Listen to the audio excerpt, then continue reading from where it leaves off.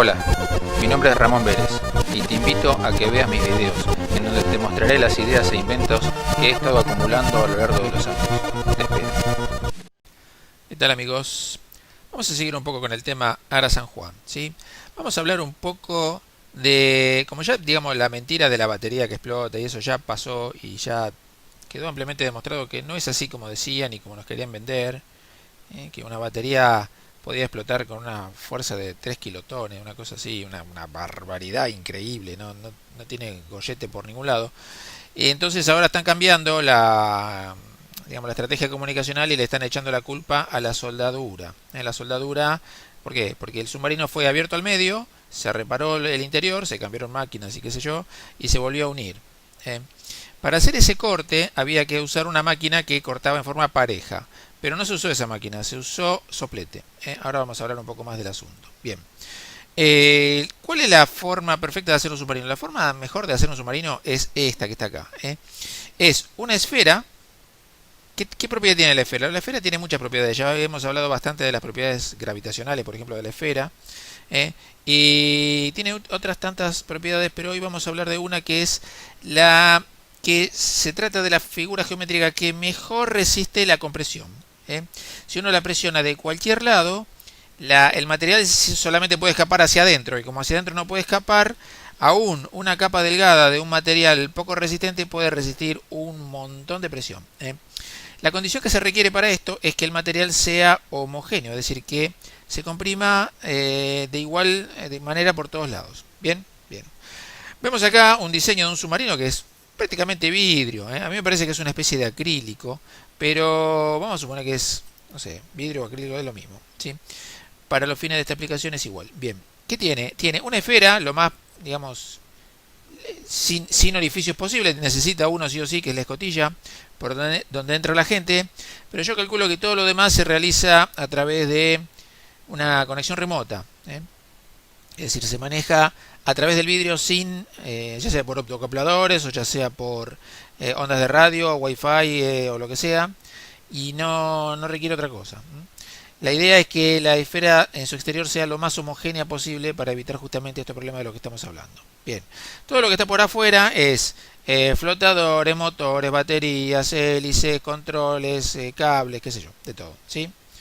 Bien, si ustedes se fijan en este submarino, que es el primero que bajó a la fosa de Mindanao de 11 kilómetros de profundidad, era una esfera. Todo lo de arriba, que parece un submarino, no es un submarino, es un tanque de aceite o de gasoil que como no se puede usar un gas porque el gas se comprime, se usó un líquido más liviano que el agua. Y simplemente eso, es como, digamos, es una especie de dirigible, pero submarino. Esa es la idea básica detrás de esta cosa. Bueno, hay videos, hay todo, bien. No vamos a entrar en eso ahora. Lo que vamos a explicar es un poco qué es lo que pasa con la esfera. Bueno, la esfera, el caso del submarino que se sumerge es muy parecido al caso de, como vemos acá, el Colegio Nacional de Buenos Aires, hemisferio de Magdeburgo. Magdeburgo yo calculo que debe ser una ciudad, Magdeburgo, ¿sí? ¿Y qué hicieron los muchachos? Le hicieron vacío una esfera y después hicieron, no estaban pegadas, estaban simplemente unidas, herméticas, y luego trataron de separarlas con 4 caballos y no pudieron hacerlo. Con eso quisieron expresar la fuerza del vacío, ¿sí? Por supuesto que la esfera estaba fríamente calculada para ser lo más pequeña posible, pero al mismo tiempo que el vacío, o sea, la presión atmosférica, que es una atmósfera, hiciera más fuerza que los caballos. Con lo cual, yo creo que hubiera sido mucho mejor poner la esfera contra un poste, digamos, o contra una pared, y tirar con 4 caballos de un lado y no 2 y 2, porque 2 y 2 es lo mismo, digamos, ¿no? Es más espectacular, pero es menos efectivo. Pero bueno, los trucos de la vieja escuela son así. Bueno, en esta paginita pueden encontrar todo relativo a este asunto. Bien, aquí vamos. Vamos a lo siguiente. Como una esfera es muy poco aerodinámica, para hacer un submarino que navegue a gran velocidad, en realidad lo que conviene es hacer una especie de esfera alargada. O también, ¿por qué no?, un tubo. Un tubo con las puntas esféricas, semiesféricas. O sea, la típica forma de submarino. Nosotros lo que vemos de un submarino, en realidad es, ¿qué es? Lo que vemos de un submarino es esto. Es todo lo que está por afuera, periscopio, torreta, tubos, no sé, alerones, hélice, pero todo eso es accesorio. Lo principal es el cuerpo central, que es el que realmente resiste la presión. Tiene como un doble casco. El casco aerodinámico es uno, o hidrodinámico es uno, y el casco de presión es otro, que está dentro. ¿Se entiende? Bien. Bueno, acá tenemos otro ejemplo de submarino plástico, incluso de la escotilla también es de acrílico, o sea, es así, las propiedades de la esfera. Bien, ¿a qué viene esto? Esto yo acá encontré, no encontré por supuesto información sobre submarinos, pero encontré sobre calderas de presión de tubos. Hay dos clases de caldera, la de tacho, digamos, y la de tubos, que es una serpentina de tubos dentro de un tacho con fuego. Y claramente dice efecto longitudinal y efecto circunferencial. Bueno, en el caso de un submarino alargado, los efectos son iguales pero opuestos. Es decir, en vez de empujar hacia afuera, como si fuera una caldera de presión, un tubo bajo presión en su interior, es vacío en el interior, prácticamente vacío en el interior y mucha presión del lado de afuera. Y tenemos dos clases de esfuerzos. Tenemos esfuerzos longitudinales y los esfuerzos circunferenciales. ¿Está claro esto? No se fije mucho en esta fórmula porque estas son para calderas de vapor y tiene mucho en cuenta la temperatura y módulo de elasticidad y qué sé yo, un montón de cosas que son mecánicas netamente, y yo no soy mecánico, yo la toco de oído. Pero me da bronca que yo, tocando de oído y sin saber nada, termino sabiendo más que los super especialistas y expertos de la marina y de qué sé yo, de la televisión y todo. Eso me da bronca. Pero bueno, es así, amigos, ¿qué le vamos a hacer? Bien. ¿A qué viene todo esto? Todo esto viene al hecho de que se está hablando mucho de que, por ejemplo, entraba agua por la soldadura. La soldadura, para que ustedes tengan una idea de qué es una soldadura es se unen dos chapas de metal y la soldadura es como una especie de charco de metal fundido. Con lo cual es muy difícil que un charco de metal fundido termine agujereado. Lo que pasa con la soldadura realmente es que se produce a muy alta temperatura y cuando se enfría se contrae, y al contraerse puede provocar grietas en el material. La grieta no se produce en la soldadura, se produce justo al lado, ¿sí? Para evitar eso, el material se calienta a 300-400 grados todo. ¿Para qué? Para que la diferencia de temperatura entre la soldadura y el material sea menor, y si bien eso no garantiza que no haya grietas, disminuye enormemente la probabilidad de que se formen. Pero a esto hay que agregar que la chapa es muy gruesa, son 30 milímetros, más o menos por el cálculo que hicimos en el videito de la ingeniería inversa, 30-35 milímetros, más o menos que la pegamos bastante. Y son varias capas de soldadura, es decir, por más que una capa de soldadura esté mal, la que le sigue atrás va a estar mejor y la otra va a estar mejor, y deben ser 4 o 5 capas o más. Les lleva mucho tiempo hacer este trabajo de soldadura. ¿Y qué es lo que pasa? La probabilidad de que haya una grieta son, salvo que el tipo que suelda sea pésimo, o que no retire bien la escoria, o que sea malísima la soldadura, no debería quedar mal, digamos. No deberían quedar grietas. ¿Qué es lo que pasa? El casco de un submarino no solamente tiene la soldadura de unión, esta del medio, sino que además tiene tuberías, tiene tubo lanzatorpedo, tiene escotillas, tiene periscopio, tiene un montón de lugares por donde entra agua. Yo creo que el agua entra por todos esos lugares, o incluso por el eje, no tanto por la soldadura esta que le hicieron a la mitad. Además hay otra cosa que hay que mencionar, que si uno dice, bueno, el material trabaja a la flexión, bueno, en algún momento, cuando uno dobla una chapita, en algún momento se produce una grieta, ¿de acuerdo? Bien. Si uno dice, bueno, este material trabaja a la tracción, es decir, lo estiro, en algún momento se puede producir una grieta, una rotura. Pero este material trabaja, todo lo contrario, trabaja a la compresión, es decir, se lo fuerza hacia adentro. Con lo cual, si en algún momento hubo alguna grieta, lo más probable es que lejos de tender a abrirse, la grieta tienda a cerrarse. No sé si está claro lo que digo. Los metales a esas tremendas fuerzas se empiezan a comportar un poco como goma.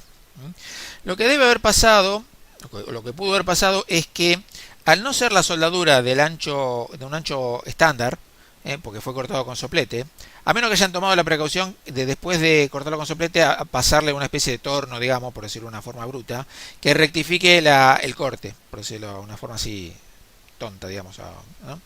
Si lo hicieron así, entonces el trabajo estaría igualmente bien hecho. Ahora, si lo soldaron por encima del corte de soplete, que es irregular, eso provocaría diferencias en la compresión. Al momento de comprimirse, tanto longitudinalmente como circunferencialmente, provocaría diferencias y eso sí podría provocar una grieta minúscula, digamos, pero una grieta al fin. Incluso la distinta capacidad de, digamos, si el casco fuera como de goma, como estoy explicándoles, la soldadura es de un tipo de goma y el casco es de otro tipo de goma, y esa diferencia de tipos de goma podría provocar dobladuras en el casco o podría provocar diferencias de, digamos, de compresión. Yo ya les digo, ¿es posible? Sí, es posible, pero para mí, desde mi humilde inexperiencia, les digo que es muy poco probable que la soldadura del casco hubiera sido la causa del hundimiento, como dicen por ahí, como nos quieren hacer creer ahora. Si hay alguien que sabe de metalurgia, que si hay alguien que sabe de soldadura más que yo, bueno, dejen los comentarios y lo discutimos. Pero hasta este punto, esta es mi postura, que no creo que se haya producido una grieta en el casco por este asunto, por este tema.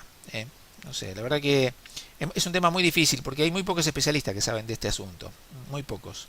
Y también hay muy poca información en internet, con lo cual se complica todavía más el asunto de investigar el tema. Bien, ¿qué más puedo decir de este asunto? Cuando ustedes hacen un trabajo como este, digamos, tienen que subir la temperatura, como expliqué en un videito que hice sobre cómo hacer un soporte para morsa. Hay un videito mío que explica cómo hacer un soporte para pared para morsa. Y además, de casualidad, porque no lo tenía pensado hacer, pero lo expliqué igual, expliqué cómo soldé mi morsa. La morsa mía, que es de fundición, la soldé así, subí la temperatura a 300-400 grados, la soldé en caliente y después la dejé enfriar muy lentamente para que el material se vaya acomodando de a poquito y las moléculas se realineen solas y termine siendo todo una cosa más homogénea y más resistente. Igualmente yo le puse un suncho de metal por afuera para aumentar la resistencia, cosa que no sé si hicieron en este caso, no lo sé. No creo que lo hayan hecho, pero deberían haberlo hecho. Si no por fuera, por lo menos por dentro. Pero bueno, es así la cosa. Bueno, ya tienen varios videitos míos para ver en donde hablo de estos asuntos. ¿Y qué otra cosa más puedo decir? Digamos, hay muchos factores. Están hablando de la absurda teoría de los torpedos. No es tan absurda la teoría de los torpedos. Hay dos explosiones. ¿Cómo explicas dos explosiones? No. Hay una teoría que es la desintegración. La desintegración no se puede producir. ¿Por qué? Porque todos los submarinos que han implotado o explotado, ninguno se desintegró. Se produce mucha destrucción en la entrada de agua, porque es una especie de soplete gigantesco que arrasa con lo que encuentra, pero nunca termina de desintegrar el casco entero. Están encontrando un submarino de la Segunda Guerra Mundial en el medio del océano. ¿Cómo puede ser que no encuentren un submarino que se hundió ayer? Eso no tiene ninguna lógica, no tiene ningún sentido. ¿Me explico? Bien, ¿qué otra cosa podemos decir sobre este asunto? Cuando un submarino se hunde, ¿qué pasa? El agua en teoría es incompresible, pero eso es mentira. Es mentira. El agua es levemente compresible, ¿sí? Cuando se abre un casco, como dicen que pasó en este caso, no es que el agua entre en 40 milisegundos. Lo que termina pasando es que el agua es como un resorte que empuja hacia adentro y se libera ese resorte. Y entra un buen chorro de agua. Pero como la masa de agua que hay por encima no alcanza a bajar porque es un cilindro gigantesco de agua, digamos, no alcanza, por la ley de la inercia, no alcanza a bajar instantáneamente en 40 milisegundos. Lo que termina pasando es que se produce una especie de cavitación, es decir, se produce vapor o burbujas, y se empieza a formar una especie de equilibrio entre el agua que va entrando, la cavitación, el océano que va cediendo y el resorte este del cual les estoy hablando que empuja hacia adentro, que empieza a aportar fuerza más desde afuera. Con lo cual no se produce la implosión en 40 milisegundos como es la estupidez que están diciendo ahí, y que ese verso lo inventaron para pagar menos indemnización a la familia de los submarinistas que le dijeron no, murió instantáneamente, no supo lo que pasó. Mentira, es mentira. Si ustedes escuchan, buscan en internet y escuchan, hay una grabación de una implosión de un casco que se hizo durante el salvataje de un submarino, de una prueba de un submarino norteamericano. La implosión dura varios segundos, no es instantánea. Y lo que termina pasando sí es que cuando se agotan todas las cavidades de aire, la última burbuja se comprime al máximo. Ahí es como un martillo de agua gigantesco que provoca un pico tremendo de presión, de un impacto. Y ahí sí puede romper el otro lado del casco. Puedes sacar un cacho sacar una lonja, digamos, un boquete en el lado donde se cerró la última burbuja, porque es el lugar en donde se concentra toda la fuerza del movimiento del agua que está entrando a alta velocidad. Pero no es que el submarino se desintegra. Aún así, aún cuando rompa todo a la entrada y cuando rompa un cacho a la salida, donde estaba la última burbuja, el caño del casco tiene que quedar intacto. ¿Me explico? Y todo lo que hay adentro también tiene que quedar más o menos aplastado, pero intacto, digamos. No es que se desintegra en millones de pedacitos como andan diciendo ahí los servicios norteamericanos, que no sé por qué todo el mundo le cree. O sea, nuestro enemigo es la OTAN y le creen a los servicios norteamericanos de la OTAN. Y vos decís, pero escuchame, ¿no te das cuenta que es el enemigo que te está mintiendo? ¿No te das cuenta de eso? ¿Por qué sos tan ganso? ¿Por qué escuchás esas cosas? ¿No te das cuenta que te están engañando, que te están mintiendo? Tenemos que encontrar la respuesta por nosotros mismos, con nuestros propios ingenieros, con nuestros propios técnicos. No esperemos que vengan los norteamericanos a decirnos cómo son las cosas, porque nos van a mentir como nos mintieron siempre. O sea, dejen hacer esa tontería, esa estupidez. Bueno, amigos, ya me estoy quedando afónico. No quiero molestarlo más con este asunto. Acuérdense que cada tanto vamos a sacar un videito sobre, por lo menos una semana o 15 días, vamos a sacar un videito sobre el Ara San Juan. Y bueno, y seguiremos el tema desde todos los ángulos que se nos ocurran hasta agotarlo completa y totalmente.